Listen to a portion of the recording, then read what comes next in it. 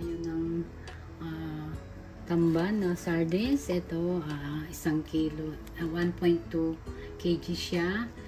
Nilinis ko na. Ayan, binrain ko ng salt. Kaya malinis na malinis. Tapos ayan, lagyan muna natin ng konting sibuyas. Umpisahan na natin ang pagluluto.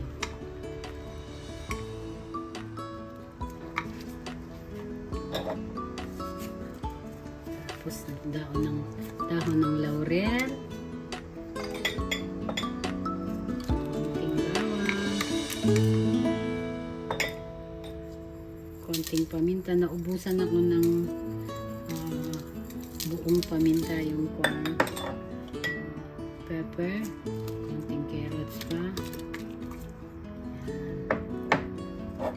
Tapos ilagay natin ang isda. I-arrange lang po natin ng ganito. Medyo may kalakihan siya pero okay lang kasi walang maliit na available sa bilihan ng isda. Ayan. Kung yung pong mga matataas ang kolesterol, ito po yung magandang ulam. Ayan.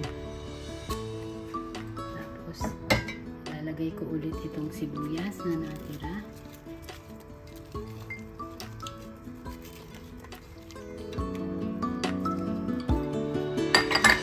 Bawang.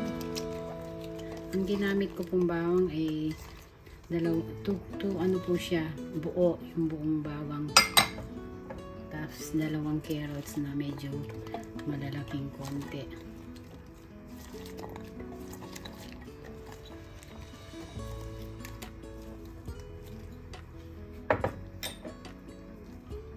One tablespoon na salt.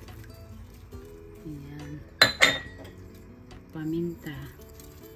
Dagdagan natin ang paminta. Ayan. Tapos gagamit tayo ng olive oil. Ayan po. Kailangan lubog na lubog yung isda, yung ating mga sangkap sa olive oil. Inubos ko yung 500 ml na olive oil. Tapos lalagyan ko ng 1 cup of water. Ayan. Isama natin ang pagluluto.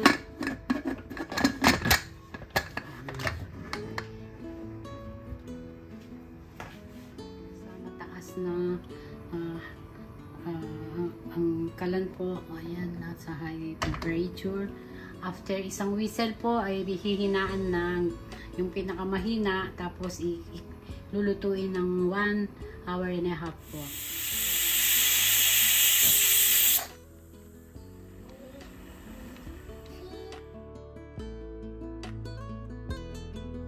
Luto na ang ating sardines. Wow, sarap.